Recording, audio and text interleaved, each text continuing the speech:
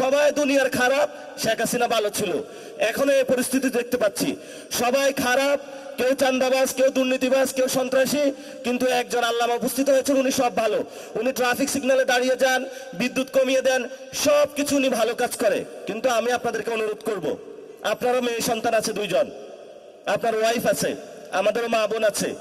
অনেক কষ্টের জায়গায় যদি এই গণ অভ্যুত্থানের পরে কোনো বোনদের আমরা দর্শন হতে দেখি, প্লিজ মাপ চাই, বাংলাদেশে দর্শন আপনারা বন্ধ করুন, দ্রুত উদ্যোগ নিন, না হলে আমরা রাজপথে নারীদের নিয়ে কর্মসূচিতে দিয়ে বাধ্য হবে ইনশাআল্লাহ।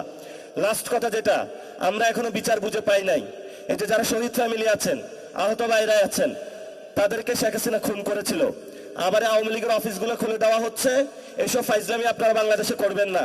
যদি আপনারা ফাইজলামি করতে চান, তাহলে কিভাবে হলো আপনাদেরকে সাইজ করতে হয় সেটাও আমরা জানি। এখন আমরা আমাদেরকে বেয়াদব বলেন বা যা কিছু তা বলেন, কিন্তু আমরা অধিকারের প্রশ্নে সংস্কার, বিচার এবং বাংলাদেশের আইন শৃঙ্খলা, বাংলাদেশের মানুষের নিরাপত্তা, অধিকারের ক্ষেত্রে এক বিন্দু ছাড় দিব না। স্ট্রেট ফরওয়ার্ড কথা।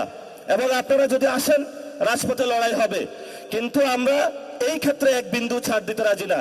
এজন্য যারা আপনারা আজকে ইফতার মাহফিলে উপস্থিত হয়েছেন, লড়াই মাত্র শুরু হয়েছে, ইনশাআল্লাহ লড়াই চলবে। তবে আমরা তাদেরকে একটু সুযোগ দিচ্ছি। এই সুযোগ মানে এটা না যে তাদেরকে আমরা একদম কার্ড দিয়ে দিয়েছি, যা ইচ্ছা বাংলাদেশে বসে করবে।